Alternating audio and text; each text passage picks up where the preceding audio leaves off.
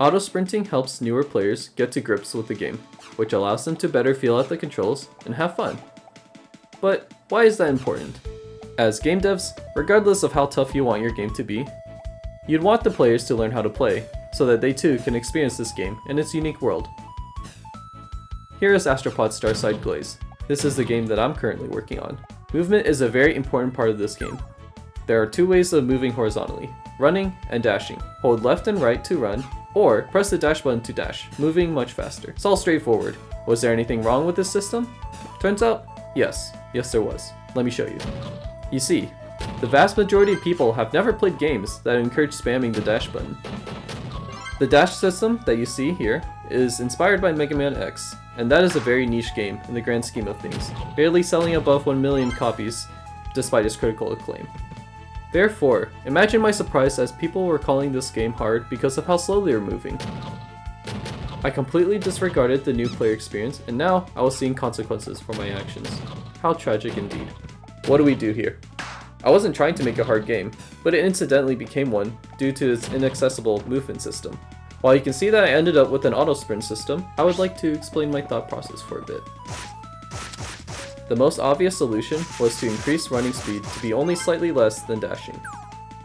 That would allow people to get more easily into the game, being able to dodge stuff more easily and counterattack. Yet, I was unsatisfied with that result. It felt a bit too fast. Moving at that speed by default felt a bit unwieldy. The main purpose of a slower run speed was so that there was a stable, more controllable option compared to the fastness of dashing. I believe that to be important in a game like this that can get a little crazy with the movement speed. Dashing also felt worse because it was simply redundant when I was getting comparable results with just running around. So you might ask yourself, why not just remove the dash then? Some people think that the game's reliance on dashing makes the game worse off, but I'm not here for that. That's not what I'm going for. There's just something inherently fun about a strong movement option that's tied to a button press. You just can't quite replicate that nuance by just making the run speed faster, you know? If I was going for a perfectly designed game, sure, I might agree that an over-centralized movement option makes the game worse. But I'm not looking for perfect games, I'm looking for interesting games. Games that push and expand our conception of engagement and fun. And I believe that there's something interesting to be explored further with a dash-centered movement system like this. So, what now? How do we decrease the learning curve while preserving the existing fun? That was where the idea for an auto sprint system came in. Because people are already just holding down left or right, I thought this would be a perfect place to bridge the gap between new and experienced players. Exiting a dash also triggers auto sprint. So for those who press the dash button every now and then, they also still get a sizable speed boost. Sounds great. Maybe a bit too strong for something automatic. So, limitations were added in. Auto sprinting only works when moving in one direction. Turning around resets the auto dash counter. Additionally, auto sprint can only be built up from the ground, making it just a bit more committal compared to the very freeing air movement states.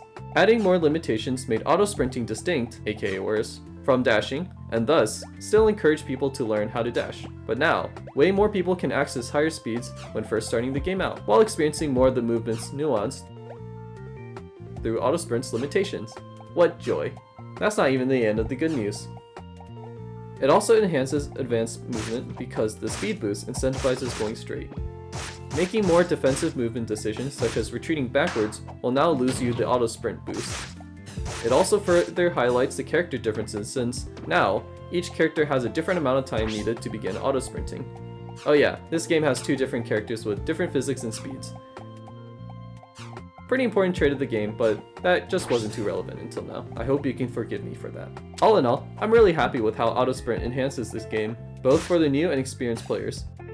Even though it meant adding in a new fundamental mechanic a few months just before the game's expected release date, with many of the levels already built. Oops. But that's just the nature of game development. I'm glad this game was flexible enough to be able to add this without majorly adjusting the rest of the game. I hope you guys continue to think about mechanics that help players get into your game, because who knows? You might just get something cool out of it.